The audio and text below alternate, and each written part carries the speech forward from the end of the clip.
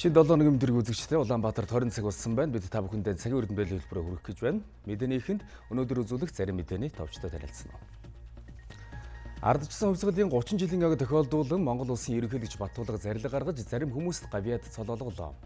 Улсын хурал дахь Монгол Ардын намын бүлэг нийгмийн даатгалын шимтгэлд тавьсан ерөнхийлөгчийн хоргийг хүлээн авахыг дэмжилээ. Ерөнхий сайд хүрэлцэх автозам ашигласны хураамж нэмсэн шийдвэрийг эргэн харах талаар үүрэг чиглэл өглөө. Онгорсоор авилгын гэмт хэрэгт холбогдсон 19 албан тушаалтанд шүүхээс хариуцлага тооцжээ. Америк нэгдсэн улсын ерөнхийлөгч бүгд найрамд гарсан Солонгос ард улсыг өдөө хатгасан үйлдэл хийхгүй байхыг анхааруулжээ. За эдгээр болон бусд мэдээллийг бид өнөөдрийн цагийн үрдээр хүргэхээр бэлтгэж байна. Тэгэхээр ардчсан хувьсгалын 30 жилийн аг тохиолдуулан Монгол улсын ерөнхийлөгч зарлиг гаргаж зарим хүнд гавьяад цол олголоо. Монгол улсад хүмүүнлэг иргэний ардчсан нийгэм байгуулах үйлсэд залуу насаа зориулж өнөөдөр ч гэсэн хувь нэмрээ оруулсаар яваа эрүүл мэнд, боловсрол, соёл урлаг, нийгэм үйлчлэгээний салбарын эрхмүүд гавьяад цол хүртсэн юм а. Аж үйлдвэрийн гавьяат ажилтан цолыг нүүрэнтэй илж төрийн бас байгууллагын дэд тэргүүнд Ашбаатар тосон тогоо компани захирал үлзий тогтохнаар хүрсэн юм. За олон мянган хүүхдэд эрдмийн үүд хаалгыг нээж өгсөн Ховд аймгийн ерөнхий боловсролын 2 дугаар сургуулийн Ахмад огш даваа Дархуул аймгийн Дархан дээд сургуулийн Ахмад огш очироод хүүхдийн өнөр бүл төвийн захирал Синг доржнаар гавьяат багш цол хүртлээ. Мөн гавьяат хуульч цолоор Шихийн удаг хууль зүйн дээд сургуулийн Ахмад огш Отгонбаяр, гавьяат эдийн засагч цолоор Голомт санхүүгийн нийглийн төлөөлөн удирдах зөвлөлийн дарга Баясгалан, гавьяат эмч цолоор Өөрхангай аймгийн бүсийн оншилгоо эмчилгээний төвийн Ахмад эмч Нямхүү, гавьяат мал зүйч цолоор Эрхэнбаяр, урлагийн гавьяат зүтгэлтэн цолыг Монголын хөгжмийн зохиолчдын холбооны гишүүн Нямдорж нар хүртлээ. Мөн үйлчилгээний гавьяат ажилтан цолыг эрхэлсэн салбарт олон жил үр бүтээлтэй ажилласан эрхмүүд хүртсэн юм. Харин худалдааны гавьяат ажилтан цолоор шин дэвшилтэд холбооны нарийн бичгийн дарга Цэнгэлийг шагналаа. Мөн хөдөлмөрийн гавьяаны улаан түүхийн одонгоор радио телевизийн сургуулийн Ахмад багш Цэндийн Дагийг шагнасан юм. Ховдод бол 45 жил багшсан. Миний шавнар дотроос 6-10 дугаарыг төгсгöd 6 гавьяат төрүүлсэн баг. Одоо ч хүртэл шатар спортын төрөлд бас коллективтэй ажиллаж байгаа. Боловсролын системд 40 гаруй жил ажилласан. Барилгын техникум, Монгол улсын их сургууль, техникийн их сургууль, Дархан дээд сургууль гэдэг энэ дээд сургуулиудад ажиллаж байсан. За нэг 270-80 мянган одоо шавьтай. Хууль зүйн салбарт тасралтгүй 40 жил ажилласан. Тэрний 25 жилийг нэ хуульч болсон хүчин бэлтгэхэд хүчин зүтгэсэн юм аа. Одоо хууль цаасны дунд сургуулийн багшаас эхлээд хууль тогтоох дэд байгууллагын хууль зүйн байнгын орооны даргын ажлыг хашиж яваад одоо натиачдын танхимд натиачаар ажиллаж байна. Эрүүл аюулгүй баталгаатай хүнсээр хангахын төлөө бид улам бүр хичээж чармаж ажиллах болно. Үйлдвэрлэж байгаа хүнсний бүтээгдэхүүнийхээ нэр төрлийг нэмэгдүүлж үйлдвэрлэлийг улам бүр өргөжүүлнэ гэсэн. Төр нийгэм улс ардчгүй төрийн захиргаанд 45 жил хам ажиллаж ажиллах хугацаанд баны үеийн болон бид хамт олноороо бүх зүйлээрээ бас манлайлж сумаад улсын тэргүүний сум болгож энэ гавьяат зүтгэлийн минь үнэлж энэ одоо хүндтэй шагнал өгсөнд бол би маш их баяртай байна. Би сэтгүүл зүйн салбарт хагас 100 жил ажиллаж байгаа. Үүнийхэн одоо ихэнх хугацаанд орон нутгийн хэвлэл мэдээллийн байгууллагт ажиллалаа. Сэтгүүл зүйд зүтгэсэн хөтөлбөрийн маань Монголын төр өндөр үнэлж өнөөдөр гавьяат цол олгож байгаад маш их баяртай байна. Би нийтдээ одоо улсад 44 жил ажилласан юм байна. Одоо ингээд бодоход тэрний 44 жилийн төрийн байгууллагад ажилласан байна.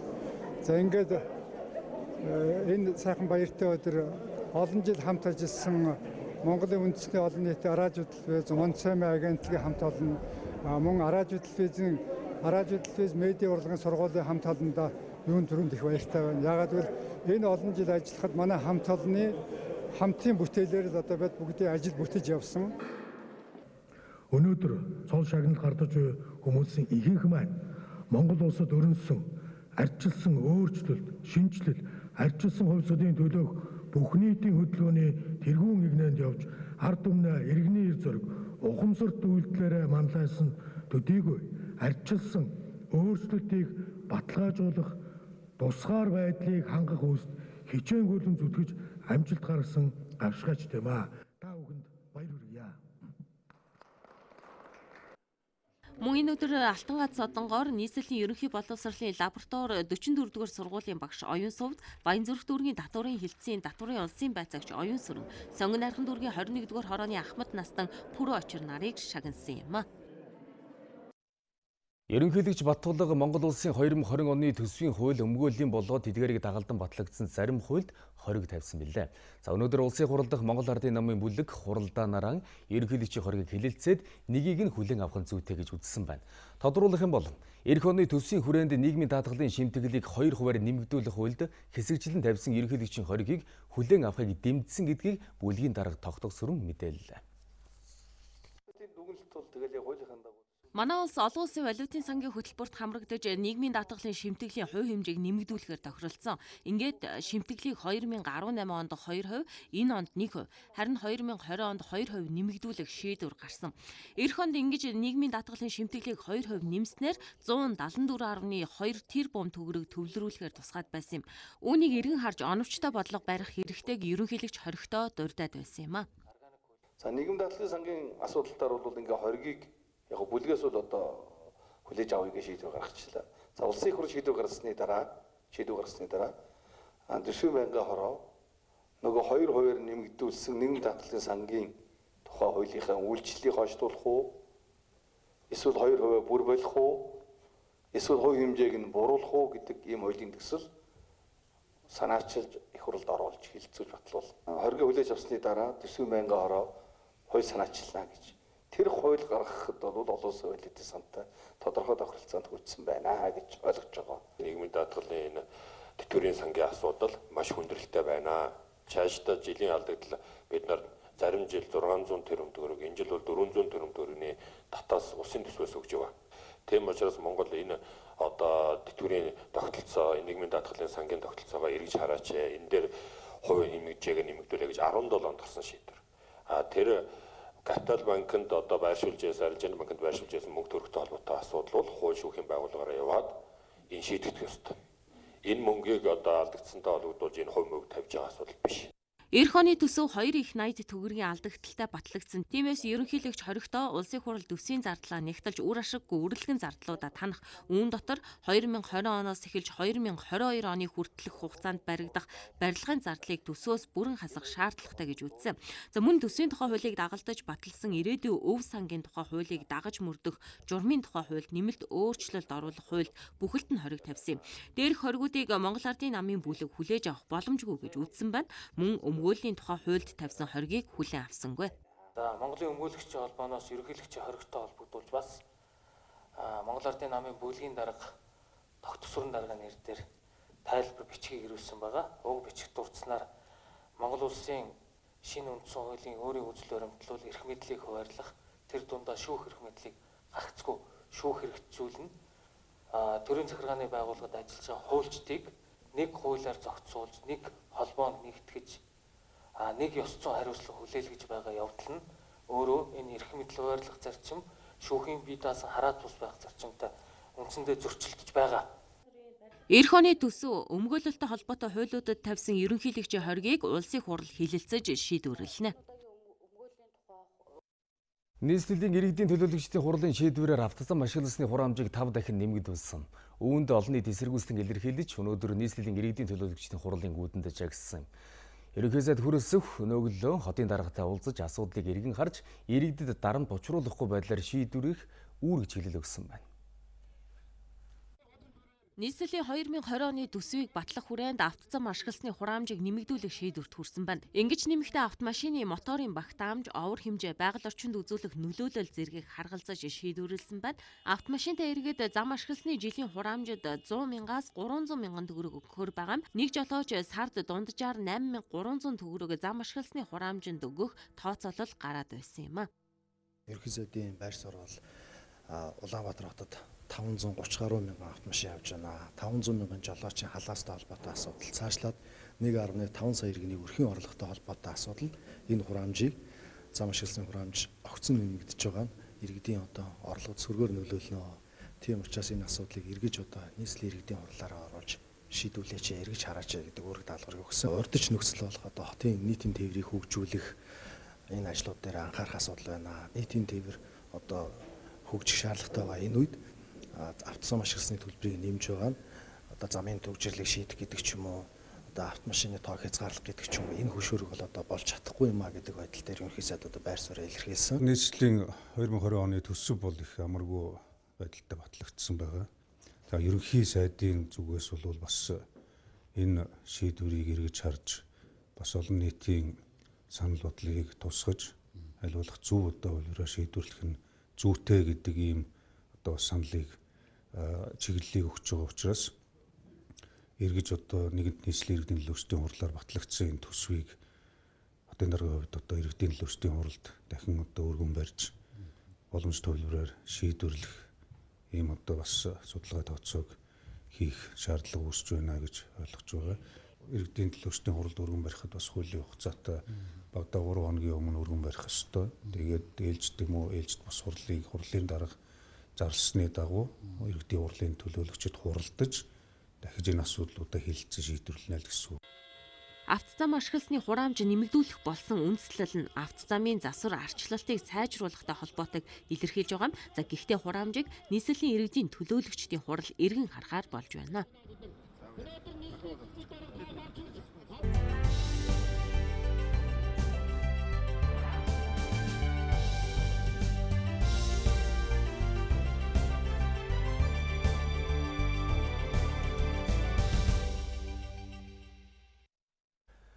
Цагийн хүрд хөтөлбөр энэ 7 хоногт Монгол улсын хөгжлийн урт хугацааны бодлого хэдийн төлөвлөлтийн асуудлыг цувралаар сурвалжлахаар бэлтгэлээ. Өнөөдөр бүсчилсэн хөгжлийн бодлогыг шинжлэх шаардлагатай юу сэдвийг хөндөж байгаа юм. Монгол улсын иргэн амьдрах оршин суух газрын чөлөөтэй сонгох эрх нь үндсэн хуулиар баталгаажсан байдаг. За гэвч яг өнөөдрийн нөхцөлд иргэд орон нутагтаа ая тухтай амьдрч чадахгүй мөн хот чиглэсэн их нүүдлийн хөлд нэрвэгдэж байна. Энэ бол Монгол улс бүсчилсэн хөгжлийн бодлогогүй баталсан хөтөлбөрүүдэн тогтвортой хэрэгжүүлж чадаагүйгээс үүдсэн гэж шийдвэр гаргаж болоод судлаачдын төлөөлөл үзэж байгаа юм а. 2001 онд Монгол улс бүсчилсэн хөгжлийн үзэл баримтлалаа баталж 21 аймгаа жиг төгжүүлэх зорилт тавьсан. Гэвч өнгөрсөн 20 жилийн хугацаанд хот өдөөгийн ялгаа улам гүнзгийрсэн Улаанбаатар хотод хэрэгцээнээс давсан цемент үйлдвэрлэж тоон тутмыг 150 мянган төгрөгөөр зарж байхад баруун бүсэд цементийн үйлдвэр байхгүйгээс тээврийн зардал нэмэгдээд 300-аас 350 мянган төгрөг хүрч байна. Нэг бүсээс хит хамаарлыг сулруулах гол арга нь дэд бүтцийн хөгжил. 90-ийн бараг Улаанбаатар тавцраад түгээх биш бүс хоорондоо бүстэй түгээгээд ингээд ард түмнийхээ амжиргааны өртгийг ууруулна гэсэн энэ гол зорилгын дор энэ бүсчлэлийг хийсэн. Бүсчилсэн хөгжлийн бодлого үр дүнгээ өгөхгүй байгаад хоёр шалтгаан бий гэж судлаачид үзэж байна. Нэгдүгээрт улсын их хурал засгийн газрын баталсан 517 бодлого хөтөлбөрийг санхүүжүүлж хариуцах дэмжлэгийн тогтолцоо нь тодорхойгүй. Хоёрдугаарт батлагдсан хууль тогтоомжууд эсрэг тэсрэг үзэл баримтлалыг тусгадагтай холбоотой. Төсвийн байгууллагын удирдлага санхүүжилтийн хууль гээд дараа жил нь бүсчилсэн хөгжлийн удирдлага зохицуулт. Эсрэг тэсрэг нэгэн төвлөрлийг сааруулах концепт. Нөгөөх нь бол төвлөрлийг төвлөрүүлэх юм концепт. Тэгээд юу гэхээр аль алийг хэрэгжүүлэх нь үүрэг нь бол сангийн яам. Тэр сангийн яам алигаа урдаа барих нь тодорхой шүү дээ. Газар зүйн байршлаас гадна эдийн засгийн бүсчлэл чухал. Өөрөөр хэлбэл хамгийн бага зарлаар хамгийн их ашиг олох бүсчлэлийг төр бодлогоороо зохицуулдаг байх нь үр дүнтэй арга гэдгийг хөгжингүй орнуудын жишээ харуулдаг юм а. Монгол улсын баялаг нөөц хаана байна? Тэн дээр ямар хувийн хвшлүүд байна гэдгийг эхэлж төлөвлөөд дараагаар нь бол дэд үтсийн буюу одоо зам тээврийн салбар, харилцаа холбоо, боомт, чөлөөт бүс энэ юмнуудаа бол төлөвлөнө. Эцэст нь улс төрчид эрх баригчдын үзмжээрээ гаргасан шийдвэр урт хугацааны бодлогот нөлөөлдөхтэй холбоотой. Гэтэл дэлхийд алдартай Норвегийн баялагын сангийн бодлого ямар ч нам засаг барьсан өөрчлөгдөхгүй байхаар хуульчлагдсан байдаг юм байна.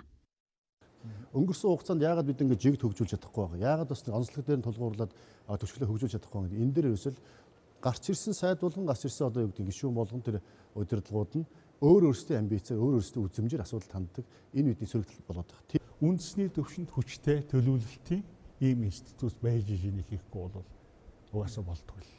Тэр гаргасан бодлогыг ямар ч их хурал, ямар ч засгийн газар, ямар ч одоо нам тийм үү сонгуульд ялсан үр дүн гарсан байсан ч одоо өөрчлөлтөхгүй байх юм хатуу бодлоготой болоод түүнийг л тууштай хэрэгжүүлдэг байх хэрэгтэй.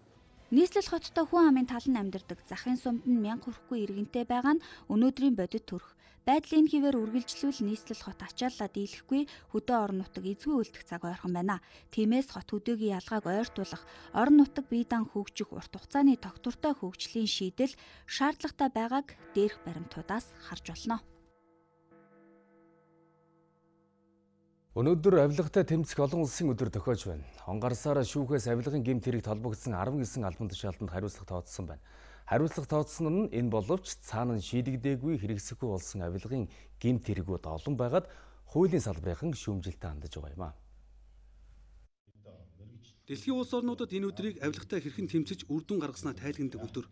13 дахь жилдээ үйл ажиллагаагаа явуулж байгаа авилгатай тэмцэх газар авилгачдын учруулсан хохиролтой гэмт хэрэгүүдийг илрүүлэн шалгадагч эцсийн дүндээ шүүхийн шатанд очоод хэрэгтнүүд ял завших тохиолдол өнөөдөр ч гэсэн байсаар байна. Иргэдийн шүүгд идэх итгэл 40 хүрэхгүй хувьтай байгааг зөвлөгөөнд оролцогчдын төлөөлөл онцолж байлаа. Нэг бол тухайн шүүгч ур чадвар мэдлэг нь анхан шатнд ерөөсөй байхгүй болсон. Эсвэл бол дав залах шатн дээр энэ албан тушаал гэмт хэрэгтэй холбоотой эргүүдийг авилгал албан тушаалын нөлөөлөлд авч эсвэл авилгал авч хин нэгэн нөлөөлөлд авцснаас болж хэргийг хэрэгсэхгүй бол хүчингүй болох юм тохиолдол гэж. Энэ зүгт авах дээр биш. Хяналтын шатн дээр очихоор бас хяналтын шатнд гаргасан гомдлын 50-60% нь байхгүй болчихдог. Сүүлийн 6 жилийн байдлаар бол дундчлаад аваад үзэх юм бол нэг 340 орчим шүүгч толбогдох 230 орчим гомдол шийдвэрлэж байгаа. За өмнөх оныхоо үлдэгдэлтийн тэр гомдлыг бол одоо нэмээд. За энэ онд бол 2019 оны 1 сарын 1-ээс эхлээд хүлээж авсан гомдол гэх юм бол өнөөдрийн даваар бол 194 гомдол, 277 шүүгч толботой гомдол маргааныг бол хүлээн авч та бид бол шийдвэрлээд явж байна. Нөгөө талаас гэмтэргийн шалтгаан нөхцөлийг арилгахад бодиттой үр дүнтэй бүтээлчээр хамтран ажиллахыг хаана анхаарч ажиллах нь зүйтэй байна. Нийгэмд анхаарал татсан, нийтийн ашиг сонирхлыг хохироосон эрүүгийн хэргийг мөрдөн шалгах, хянан шийдвэрлэх чиглэлээр хуулийн байгууллагын хамтын ажиллагааг шинэ шатанд гаргахыг уриалж байна. Авилгын гэмт хэргийг шалгаж шийдвэрлэх, шүүхээр шийдвэрлэх процессын хаана доголдол үүсээд байна, хаана ахиж байна, хаасан дутагдал байна. Энийг хэрхэн цаашаа зас сайжруулах вэ гэсэн олон улсын одоо экспертүүдийн дүгнэлт гарна. Энийг үндэслээд бид нар одоо энэ дээр цаашдаа ажиллах арга хэмжээгээ харилцан хамтын ажиллагааныхаа бас төлөвлөгөө, стратегийг бас гаргах ёстой байгаа юм. Хэргийн шийдвэрлэлт үр дүнгүй байгааг улс төр, бизнесийн нөлөө, шүүхийн үйл ажиллагаанд тавих иргэдийн хяналт сул угаатай холбоонд тайлбарлаж байна. Шүүгчнэрт оногдуулах хариуцлагын тогтолцоог чангадах нь зүйтэй гэж хуулийн салбарын үзэж байна. Авилгын гэмтэргийн гүйцэтгийнхээ төлөө хүлээдэг хариуцлага тэрийг илрүүлдэг, тогтоодог механизмыг бол илүү боловсронгуй болгосны эцэст бол шүүгчийн цалингаа сонгодог ийм байдал бол хүрэх ёстой байгаа юм. Тэгэхээр мэдээж авилгатай тэмцэх газар прокурорын байгууллагын үйл ажиллагаа нэгт уялдаатай байж хэргийн хэрэг одоо тэргуун хугацаанд шуурхай шийдвэрлэх тийм нөхцөл бүрдэнэ. Ерөнхийдөө хариуцлагагүй асуудал яригдаад байгаа. За энэ хариуцлага ингээд тойрч явсаар хагаад мөрдөгч буруутай ч юм шиг, энэ дээр тавьж ирсэн прокурор буруутай ч юм шиг, шүүх одоо баг эргээд бас буруутай ч юм шиг ийм асуудлууд байна. Тэгэхээр цаашдаа бас энэ хууль эрх зүйн орчныг энэ чиглэлд нь бас илүү их сайжруулах асуудал харагдаж байгаа. Шудраг байдал ба нийтийн итгэл сэдэвт хуулийн байгууллагуудын нэгдсэн зөвлөгөөний төгсгөлд авилгын гэмт хэрэгт холбогдож байгаа төрийн албан агшлагт оногдуулах, ял шийтгдийг чангадах, улс төрчдөөс хараат байх, хахуул авсан хүнийг төрийн албан дахин томилохгүй байх зэрэг олон санал дүгнэлтүүдийг нэгтгэж засгийн газарт хүргүүлэхээр боллоо. Дэлхийн эдийн засгийн форумын тайланд манай улс гендерийн хөгжлийн индексийн үзүүлэлтээр 140 орноос 58-д орсон байна. Үүнийг өмнөх жилүүдтэй харьцуулахад өссөн үзүүлэлт юм. Монгол улс гендерийн тэгш байдлыг хангах тухай хуулийг баталж хэрэгжүүлж байгаа нь ижил төвчний хөгжилтэй улс орнуудад үлгэр жишээ болох амжилт гэдгийг гадны байгууллагын төлөөллүүд онцолж байна. Өнөөдөр нийслэлийн арья төрийн болон төрийн бус байгууллагуудын удирдах албаны төлөөлөгчдөг урьж гендер ба хөгжил нэртэй хилцүүлгийг зохион байгууллаа. Гендер гэдэг нь тэгш оролцоо гэсэн утгыг илэрхийлдэг. Түүнээс эмэгтэйчүүд эсвэл хүүхдийн эрхийг хамгаалах тухай ойлголт биш юм а. Нийгэмдэх хүмүүрийн оролцоог тэгш хүртээмжтэй байлгах үүднээс гендерийн тэгш байдлын талаар дэлхийн нийтээр ярьж байна. Энэ тэгш байдлыг харгалзаж үзэхийн тулд боловсрол, эдийн засгийн оролцоо, мөн улс төрийн эрх мэдэл гэх мэт хэд хэдэн гол үзүүлэлтийг авч үздэг юм байна. Тэгэхээр өнөөдөр гендерийн мэдрэмжтэй ажлын байр гэдгийг бид нар ямар ажлын байрыг ойлгох юм бэ гэдэг юм арга зүй аргачлал бүх түвшиндээ нэхэгдэж байгаа. Тэгэхээр энэ гендерийн мэдрэмжтэй ажлын байр гэдгийг бид нар удирдамж гаргаад хөтөлбөрийн харилцаанд 3 талт одоо зөвшөлтслөөр бид нар одоо батлуулах гээд энэ ондоо ажиллаж байна. За энэ хэлэлцүүлгээр гендерт мэдрэмжтэй хандсан аж ахуй нэгж байгууллагуудыг шагнаж урамшуулсан. Жишээ нь Монголын үндэсний олон нийтийн араадын телевиз дэргэдээ хүүхдийн цэцэрлэг байгуулснаар тухайн байгууллагын ажилчид албан хаагчдын ажлын бүтээмж сайжрахын зэрэгцээ хувь хүний нийгэмдэх оролцоог дэмжиж байна. Энэ бол гендерийн тэгш байдлыг хангаж байгаа бодит жишээ гэдгийг онцолж байлаа. Оролцогчид нь гэвэл ерөнхий боловсролын сургуулийн захирлууд, за сургуулийн өмнөх боловсрол буюу цэцэрлэгийн эрхлэгч нар, за нийслэлийн 160 гаруй хорооны засаг дарга нар, нийгмийн ажилтнууд гээд яг энэ дунд түвшинд яг гендерийн тулгамдсан асуудалтай нүүр тулж ажилдаг энэ хүмүүс оролцож байгаа. Энэ удирдлагууд энэ гендерийн талаарх хэвшмэл ойлголтыг мэдснээр, за гендерийн мэдрэмжтэй төсөвлөлт гэж юу байдгийг мэдснээр цаашид яг энэ ажлууд дээр бид нэр ахиц гарна гэж найдаж байгаа. Засгийн газраас гендерийн эрх тэгш байдлыг хангах үндэсний хөтөлбөрийг баталсан. Энэ хөтөлбөрийн хүрээнд 6 зорилт 59 үйл ажиллагааг 2021 он хүртэл хэрэгжүүлэхээр зорж байна. За тухайлбал төрийн болон төрийн бус байгууллагууд өөрсдийн гендерийн тэгш байдлыг хангах бодлогын бичигтэй болох зэрэг зорилтуудыг тавиад байгаа юм а. Ардчилсан эмэгтэйчүүдийн холбооноос эмэгтэйчүүдийн дуу хоолойг нийгэмд хүргэх зорилгоор лиш нэртэй фестивал зохион байгууллаа. Энэ уулзалтанд орон нутгийн нийслэлээс нийтдээ 1000 гаруй төлөөлөгчид ирж оролцсон байна. Нийгэмдэх эмэгтэйчүүдийн оролцоог нэмэгдүүлж, шийдвэр гаргах төвшөнд орж ажиллахад хамтын дэмжлэг хэрэгтэй байгааг тэтгэлж байсан юм а. Энэ жил мөн ардчилсан хувьсгал ясны 30 жилийн тохиож байгаа. Манай улс шинэ замыг сонгож, эрх чөлөө тавьцгалыг эхлүүлэхэд эмэгтэйчүүдийн оролцоо их байсан юм. Бид үүнийг хизээч мартаж болохгүй гэдгийг зохион байгуулагчид нь онцолж байлаа. Дараагийн мэдээ танилцуулъя. Дорногов аймгийн замын үд чөлөөт бүсэд 58 сая долларын бүтээн байгуулалтын ажил хийгээд байна. Үүнд дулаан, цахилгаан, цэвэр бохирын шугам хоолон ажлууд багтаж байгаа юм.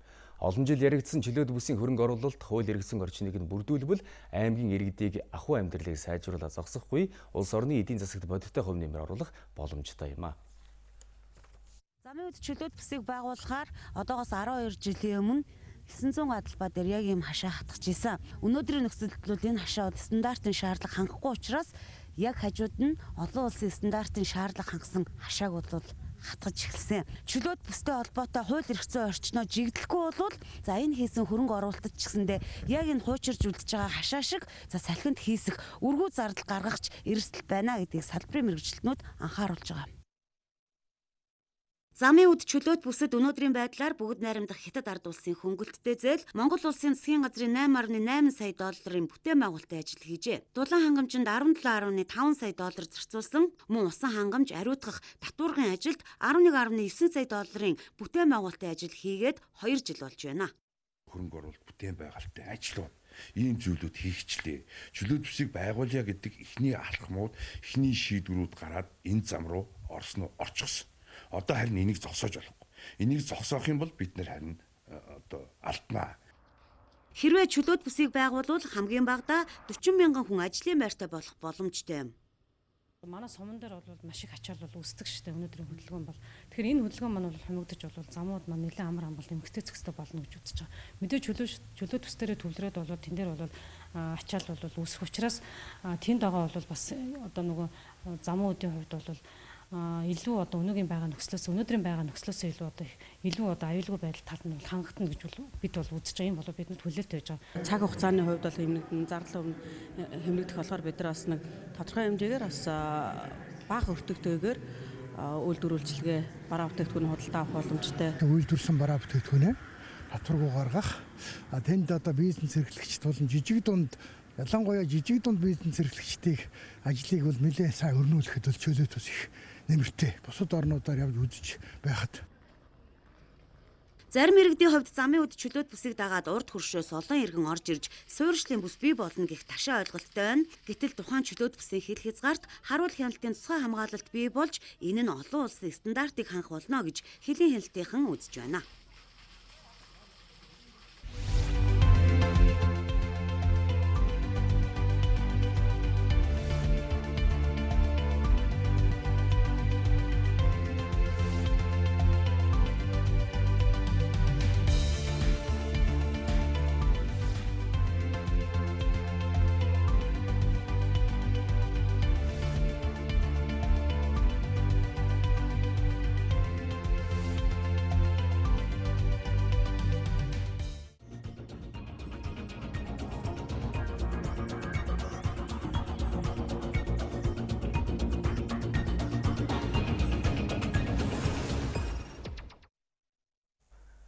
Үзэгчдээ цагийн хүрд мэдээллийн хөтөлбөр байгаль орчны булангаар үргэлжлэн та бүхэнд хүрч байна. Манайд жил бүр их хэмжээний хаягдал үнс бий болж байгаль орчинд сөргөөр нөлөөлж байгаа юм. Үүнийг боловсруулж олон төрлийн бүтээгдэхүүн үйлдвэрлэх боломжтой юм байна. За тухайлх юм бол манай улсын эрдэмтэд сайжруулсан шахмал түлшний хаягдал үнсийг барилгын материалд ашиглах талаар судалгаа мөн туршилтын ажил хийж байгаа юм байна. Гэт мэдээллийг дэлгэрүүлэхээр студид анх хоёр бэлэн болсон байна. Оройн дөргийн анх хоёраа. Оройн дөргийн. Тэгэхээр энэ судалгаа хийж байгаа гэж байна шүү дээ. Энэ чухам судалгааны туршилтын үр дүн чухам ямар байна? Ер нь энэ манад энэ үнснээс ер нь хичнээн хими элемент ялгардаг юм болов.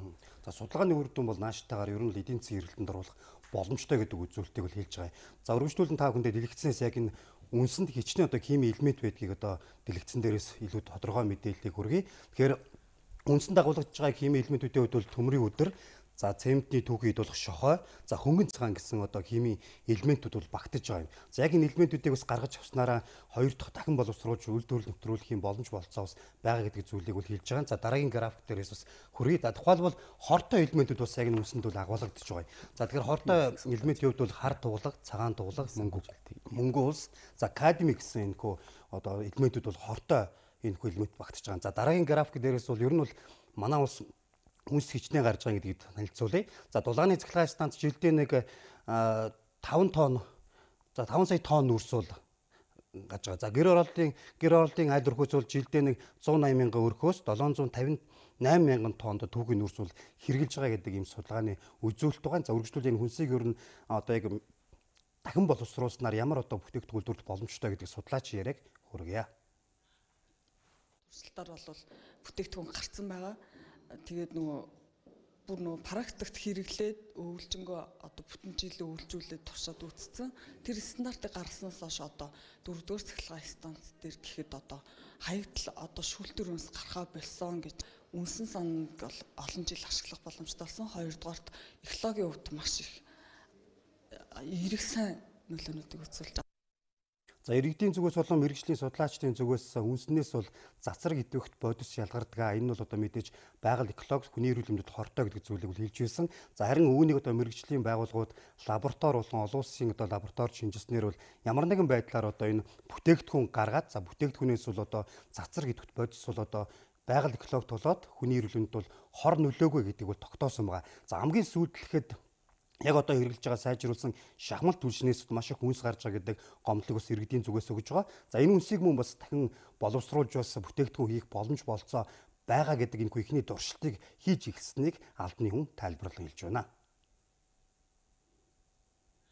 Шинээр хэрэгжүүлж байгаа төсөл хөтөлбөр болох сайжруулсан түлшнээс одоо даруй 2.5 дахин бага үнс гарна гэсэн тооцоол гарч байгаа. За энэ тооцоол маань юун дээр үндэслэж байна вэ гэхээр нөгөө сая 200 мянган тонн түүхийн үрсийг бид нар одоо 400-аас 500 мянган тонн сайжруулсан түлшээр орлуулна гэсэн энэ тооцооноос. Тэгээ энэ үнсийг бид нар эхлээд лабораторийн судалгаанд бол заашгүй оруулах хэрэгтэй. За энэ ажлууд бол хийгдэж явж байгаа.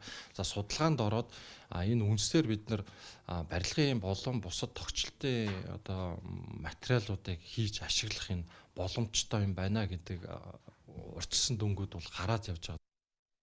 За цацраг идэвхт бодисыг саарамжуулж байгаа гол зүйл бол үнсийг за ил сайрахтай хойсноор бол энэ цацраг идэвхт бодис бол буурч байгаа. За яг өнөөдрийн байдлаар бол 11 төрлийн одоо бетонд бол энэхүү үнсийг бол ашиглаж цацраг идэвхт бодис бол буурсан гэдэг энэхүү одоо судалгаа шинжилгээний одоо туршилтын үр дүн бол гарсан байгаамаа.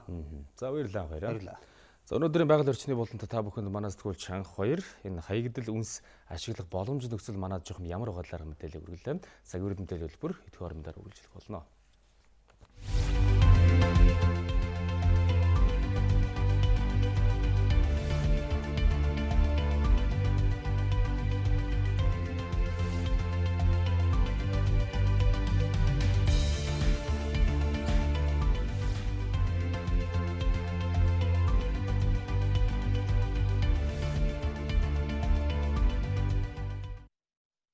Цагийн үрдийг сонгоод үзэж байгаа үзэгч та бүхэнд баярлалаа. Мэдээллийн бид цааш үргэлжлүүлж байна. Улс төрийн намууд авилгад хамгийн өртөмтгий усны судлаачид хэлж байна. Иймээс санхүүжилтийг ил тод болгож мөн хяналт тавих системийг намын тухай хууль, за мөн сонгуулийн тухай хуулиар зохицуулах шаардлагатай гэж үзэж байгаа юм а. Сонгуульд ялалт байгуулсан нам улсын их хурл дахь суудлын тоогоор тус бүр 10 сая төгрөгийн санхүүжилт мөн хүчин төгөлдөр саналын хуудас бүрийг 1000 төгрөгөөр тооцож төсвөөс жилд нэг удаа санхүүжиж байна. Мөн эргэн аж ахуйн нэгжээс хандив авдаг. Гэтэл санхүүгийн систем хаалттай, хаана юунд зарцуулсан тодорхойгүй хяналтгүй байгаа нь улс төрийн нам авилга бизнесийн нөлөөнд автах үндсэн шалтгаан болсон гэдгийг судлаачид хэллээ. Гадны улс орнууд улс төрийн санхүүжилтээ хэрхэн зохистой шийдвэрлсэн тухай бид тодрууллаа. Бразилд сонгуулийн зардлыг 25%-аар бууруулахад сонгуульд нэр дэвшигчид ялангуяа дундаж давхархын иргэд бол 9%-аар нэмэгддэг. Европын одоо нөгөө либерал ард өндөр хүчин намуудын одоо гол чиг хандлага юу юм гэхээр улс төрийн намд бол одоо хувийн санхүүжилтийг нэлээд хязгаарладаг. Улс төрийн намууд хаанаас хинээс санхүүждэг нь тодорхойгүй одоогийн тогтолцоог өөрчилж намуудад тэгш боломж олгохын тулд төсвөөс санхүүждэг байх нь зүйтэй гэдгийг судлаач хэлж байна. Харин хандив авахдаа олон нийтээс санхүүжилт босгох шаардлагатайг онцолж байна.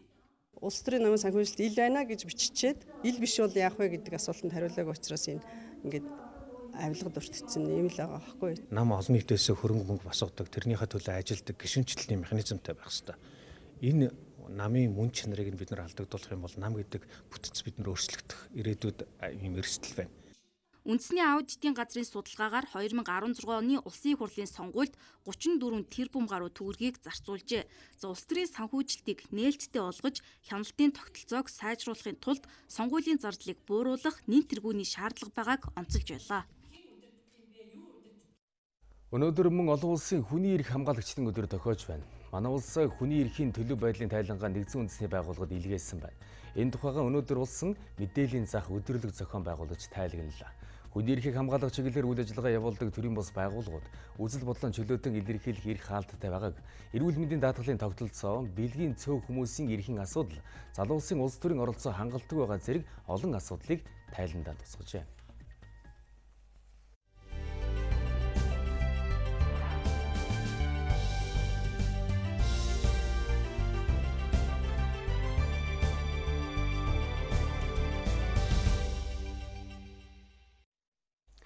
Манай эцэг эхчүүд шинэ жилийн баяраар гол төлөв хүүхэдтэй амтнаар дүүрэн бэлэг өгдөг. Гэтэл энэ бэлгэнд орсон бүтээгдэхүүний дийлэнх нь хүүхдийн биед ямар ч тижээлгүй чихэрлэг ихтэй бүтээгдэхүүн байна. Тодруулах юм бол нэг уут бэлгэнд 80 ширхэг йотон агуулсан байгааг албаныхан хэлж байна. Харин эрүүл мэндийн байгууллагад хүүхэд өдөртөө дээд тал нь 3 ширхэг йотон хэрэглэх зохимжтой гэж тайлбарладаг юм аа. Хүүхдэд зориулж савлсан нэг бэлгэнд 8-аас 15 төрлийн бүтээгдэхүүн байна. Бүгд чихрийн агуулмжтай. Тодруулбал 90 грамтай шоколаданд 52 грамын сахар агуулгддаг. Өөрөөр хэлбэл 13 ширхэг йотонтой тэнцүү хэмжээний сахар гэсэн үг. Харин 300 грамын савлгаатай жуусанд 48 грамм сахар буюу 12 ширхэг йотон агуулгдж байна. Мөн 1 ширхэг гişтэй чихэр итгэл 3 ширхэг йотон эцэнтэй тэнцүү хэмжээний сахар идэж байна.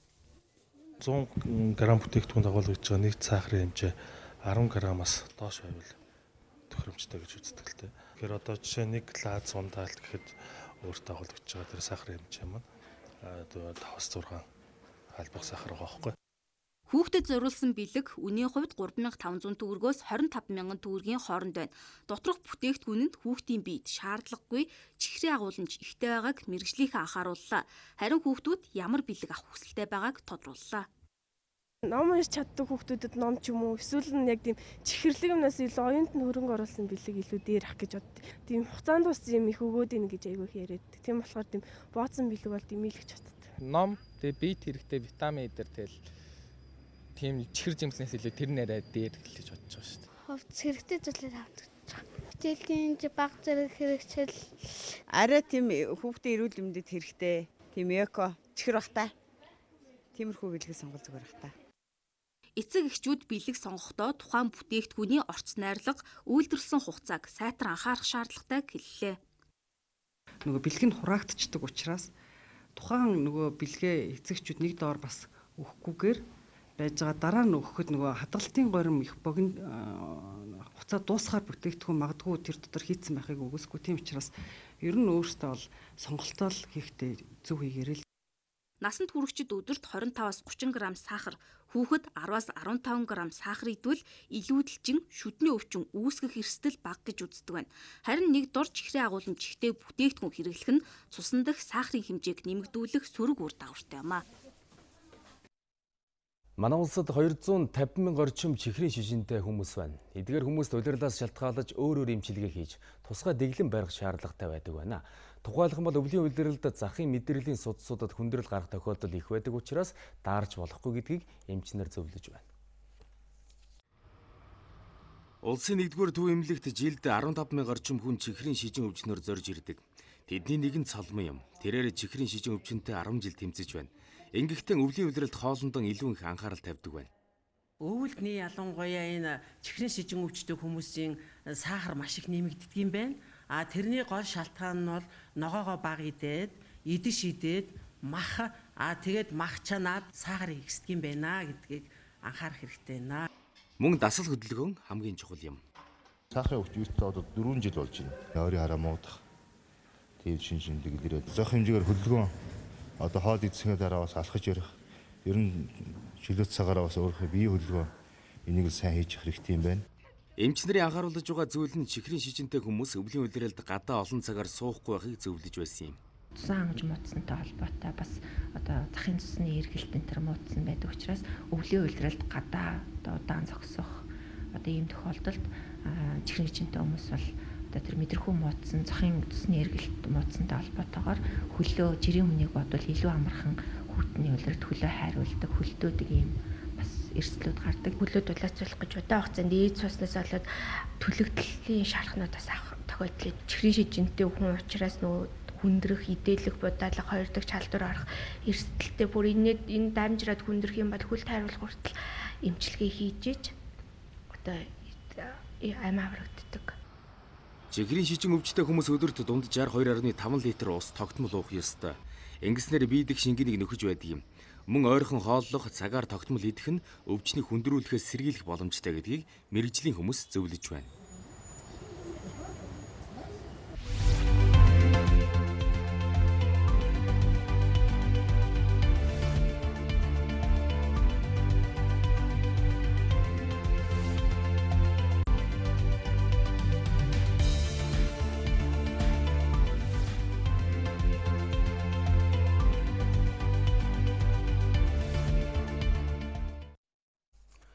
Нийслэлийн агаарын бохирлыг бууруулахад өөрсдийн хувь нэмрээ оруулж байгаа үлгэр жишээ айлыг цагийн хүрд мэдээллийн хөтөлбөр онцлон та бүхэнд үзүүлэх гэж байна.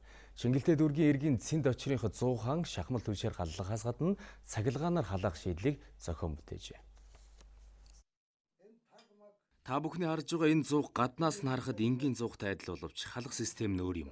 Энгийн зуухтай айл хоногтой нэг уут гарын шахмал түвш төлдөг бол эднийх өдөрт нэг удаан галлахтан хагас шуудаа шахмал түвш хэрэглэдэг байна.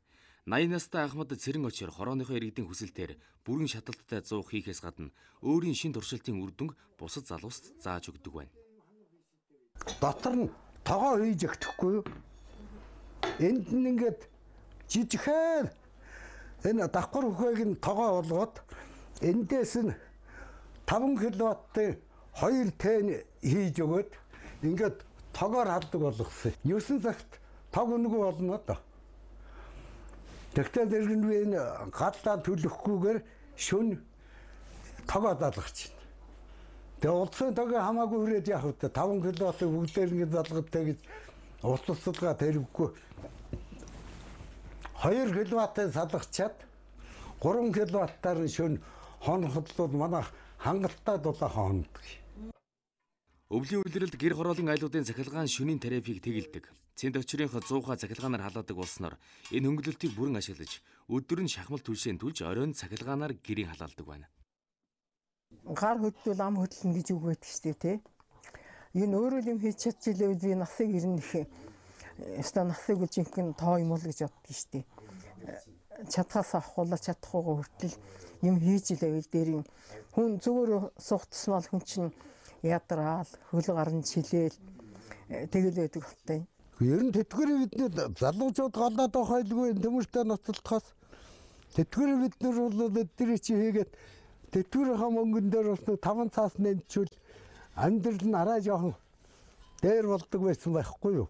Одоо энэ цахилгаанаар халдгийг хийлгүүл улсууд би хийж өгч болохоор л байна. Гавьяаных амралтанд гарсан иргэдийн ихэнх нь ажил хийх боломжгүй гэж гэртээ зүгээр суудаг. Хэрв төрөөс ахмадуудыг дэмжсэн тэдэнд тохирсон ажлын байрыг гаргаад өгчих юм бол ахмадууд санхүүгийн боломжтой болохоос гадна хөдөлгөөн хийснээр илүү урт наслах боломжтой гэдгийг Цэнд очрын гэр бүл онцолж байсан юм а. Үзэгчдээ цагийн хүрд мэдээллийн хөтөлбөр олон улсын мэдээлэлээр үйлчлэн та бүхэнд хүрч байна. Мэдээллийг өгөхөөр өнөөдөр орчуулагч редактор Ариун Чимэг студид ирсэн байна. Орой өдргөө. Орой өдргөө. За олон улсын мэдээлэл ямар мэдээлэлээр эхэлж байна? Парисын дээд хэмжээний уулзалт өнөөдөр хамгийн анхаарал татсан сэдэв болж байна. Үүнтэй холбоотой мэдээгээр гадаад мэдээг эхлүүлье. Өнөөдөр Францын нийслэл Парис хотноо Нормандийн дөрвөл буюу Оросын холбооны улс, холбооны бүгд найрамдах Германус, Франц, Украины төр засгийн тэргүүн нарын Украины хямралыг зогсоох асуудлаарх дээд хэмжээний уулзалт эхэлж байна. За энэ удаагийн дээд хэмжээний уулзалтын хүрээнд Оросын холбооны улсын ерөнхийлөгч Владимир Путин, Украины ерөнхийлөгч Владимир Зеленский нар анх удаа нүүр тулж уулзаж байгаагаараа Нормандийн энэ удаагийн дээд хэмжээний уулзалт гол онцлогтой болж байна. Украины ерөнхийлөгчийн хувьд зүүн Украины хямралыг зогсоох энх тайван байдал тогтоохоор сонгуулийн амлалт өгсөн. Гэхдээ урлагаас улс төрд орсон Зеленский анх удаа улс орныхоо ирээдүйтэй холбоотой дээд түвшний яриа хэлэлцээнд орж байгаа учраас туршлага дутахгүй гэж украинчууд болгоомжилж байна. Өөрөөр хэлбэл Оросын холбооны улсын төрийн тэргүүний хэлэлцээнд тавьсан нөхцөлийг Зеленский хүлээн авахгүй гэж зарим иргэд нь болгоомжилж байгаа талаар хэвлэлүүд мэдээлсээр байна. За өчигдрөл гэхэд Украины нийслэл Киев хотод олон мянган хүн жагсаж Парисын дээд уулзалтын үеэр буулт хийхгүй, за эх орныхоо эрх ашигыг хамгаалахыг ерөнхийлөгчөөсөө шаардсан чагсаалыг зохион байгуулжээ. За энэ удаагийн Нормандийн уулзалтаар Украины зүүн нутагт энх тайван тогтоох ямар боломж бололцоо байна. За өмнө нь тохиролцсон яриа хэлэлцээ гэрээний үр дүн хэрэгжүүлж байна, үр дүн ер нь ямар байна вэ гэдэг энэ асуудалд бол гол анхаарлыг хандуулна гэж олон улсын ажиглагчид харж байгаа. За Украины асуудлыг хэлэлцгээр бүрдсэн Нормандийн дөрвөлийн хэлэлцээ анх 2014 оны 6 дугаар сард эхэлж байсан. За энэ хугацаанд Украины хямралыг зохицуулах асуудлаар Нормандийн дөрвөлийн эрх баригчид дээд хэмжээнд уулзаж, утсаар ярьж гадаад харилцааны сайдуудын төвшинт ч гэсэн олон удаагийн уулзалтыг зохион байгуулсан. Хамгийн сүүлд 2016 оны 10 дугаар сард Нормандийн дөрвөл Берлин хотноо уулзж байсан. Нормандийн уулзалт удаан завсралсны гол шалтгааныг өмнөх уулзалтуудаар тохирсон гэрээ хэлэлцээрээ дагаж мөрдөөгүйтэй холбоотой гэж тайлбарлаж байгаа. За Парисын энэ удаагийн дээд уулзалтаас Украины хямралыг зогсоох гинтийн том шийдвэр гаргахгүй болов. Харин хоёр орны эрх баригчдын хурцмал харилцаа намжих болов гэж олон улсын ажиглагчид харж байна. За Нэгдсэн үндэсний байгууллагын мэдээлснээр Украины зүүн нутагт хямралын улмаас 13 мянган хүн амнасаа алдсан байна. Орос, Украин хоёр Парисын хэлэлцээг хийхийн тулд өнгөрсөн 9 дугаар сард Ялтанд солилцох гэрээ байгуулж Украины зүүн бүсийн хоёр ч байршлаас цэргээ эргүүлэн татах тохиролцоонд хүрсэн юм а. Бүгд найрамд Хятад улсын гадаад худалдаа энэ оны эхний 11 сард 2.4% өсөж эдийн засгийн өсөлтөнд тогтвортой байгааг харуулсан үзүүлэлт боллоо гэж Хятадын Галийн ерөнхий газар мэдээлжээ. Статистик мэдээллээр Хятадын гадаад худалдаа оны эхний 11 сард 2.8 их найд юан буюу 4.1 их найд Америк долларт хүрсэн байна. За экспорт нь 2.2 их найд Америк доллар буюу 4.5% өсөлттэй, импорт нь 1.8 их найд Америк доллар буюу өнгөрсөн оны үзүүлэлтээ ижил дүнтэй гарсан байна. За эндээс Хятадын гадаад худалдаа тогтвортой, дотоодын эрэлт өссөн дүр зураг харагдаж байна гэдгийг дээрх статистик мэдээнд онцоллоо. Энэ оны эхний 11 сарын байдлаар Европын холбоо, ASEAN, Америк нэгдсэн улс 3 Хятадын худалдааны гол 3 түншүүд байсан байна. За Хятадын Европын холбоотой хийж байгаа худалдаа 625 тэрбум Америк доллар, ASEAN-тай хийж байгаа гадаад худалдаа 565 тэрбум Америк долларт хүрчээ. Ерөнхийд нь дүгнвэл Хятадын худалдааны бүтэц сайжирсан дүр зураг харагдаж байна. Тухайлбал Хятад улс бүс ба зам төсөлд оролцогч улс орнуудтай худалдааны хамтын ажиллагаагаа өргөжүүлж Оросоос байгалийн авах том төслийг аль бие ёсоор эхлүүлсэн зэрэг нь эерэг нөлөө үзүүлж байгаа юм байна. Харин зөвхөн 11-р сарын үзүүлэлтээр Хятад Америкийн худалдаа 3.4 их найд Америк долларын дүнтэй гарсан нь өмнөх үзүүлэлтээс буурсан дүн болжээ.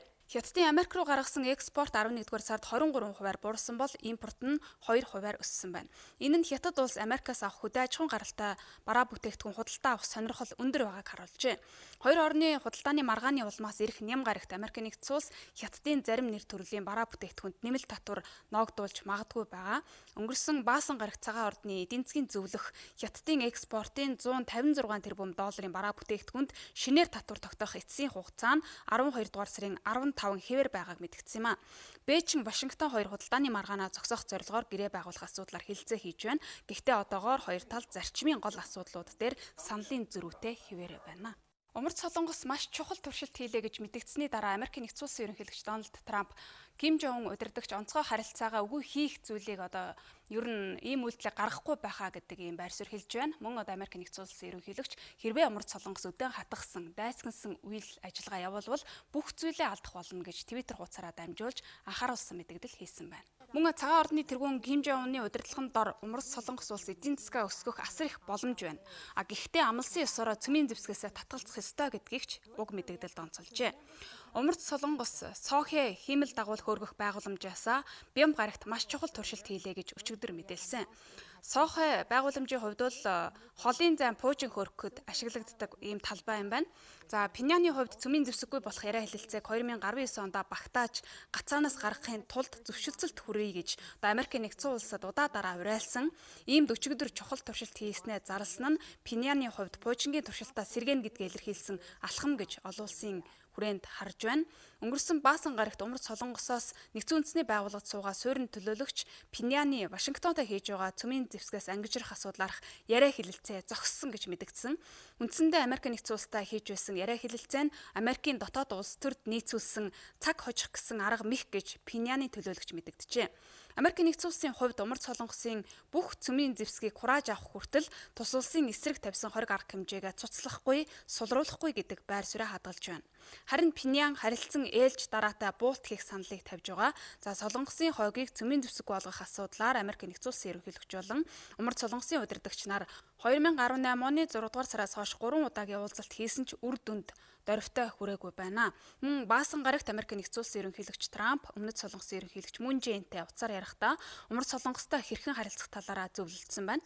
За тэд Солонгосын хойгийг цөмийн зэвсгээс ангижруулах асуудлаарх нөхцөл байдал хурцдсныг харилцан хүлээн зөвшөөрч хилэлцээг үргэлжлүүлэхийн төлөө ажиллахаар тохирсон гэж хөх ордноос мэдээлсэн байна.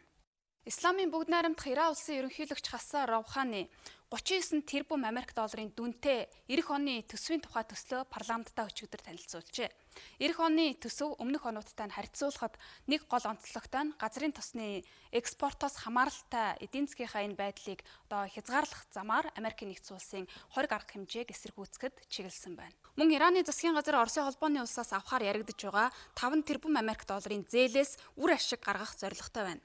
Олон улсын валютын сан Иран улс түүхий газрын тосны экспорт нэмэгдсэн ийм үед төсвөө тэнцвэржүүлэхийн тулд газрын тосны ханш одоогийн төвшнгөөс 3 дахин буюу барайл тутамдаа 194 Америк долларт хүрч нэмэгдсэн байх шаардлагатай гэдэг дүгнэлтийг гаргажээ.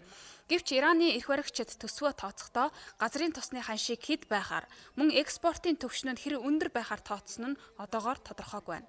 Гэхдээ Ираны эх оны төсөв инфляц нь 35% хүртэл нэмэгдсэнтэй холбоотойгоор Америк долларын ханш унсан ч гэсэн дотоодын мөнгөнд тэмдэгтийнхээ ханшаар бол энэ оны санхүүгийн жилийнхээс 10%-аар илүү төсвийн төсөл боловсруулжээ. Ираны санхүүгийн жил Персийн шинэ он гарахаар буюу 3 дугаар сарын 20-нд эхэлдэг юм байна. За тус улсын парламент ирэх 2 дугаар сарын ихэнх хүртэл энэхүү төсвийн төслийг хэлэлцэж батлах ёстой юм а. Орон нутгийн хэвлүүдийнх нь мэдээлж байгаагаар Ираны эх оны төсвийн төсөлд газрын тосны худалдааг өдөрт 500 мянган барайл байснаас 1 сая барайлд хүрэхээр тусгасан байх магадлалтай байна. Америк нэгдсэн улс өнгөрсөн онд Ирантай байгуулсан цөмийн гэрээнээс гарсныхаа дараагаар Тегераны төсвийн орлогын гол их үүсвэр түүхий газрын тосны худалдааг нь бууруулах зорилготой хориг арга хэмжээгээ сэргээж тогтоосон.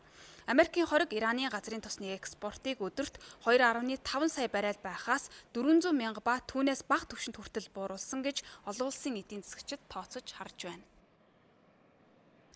Үзэгчдээ олон улсын хүрээнд анхаарал татж байгаа гол үйл явдлын мэдээлүүдээс танилцууллаа. Олон улсын мэдээллийг та бүхэнд манай орчуулагч редактор Ариун Чимэг өгсөн бол яг одоо спортын мэдээлэл өгөхөөр манай спортын студиж Баярсагаа студид ирсэн байна. Орой өдргөө. Орой өдргөө. За тэгэхээр манайд дугуйн спортын холбоо үүсгэн байгуулалт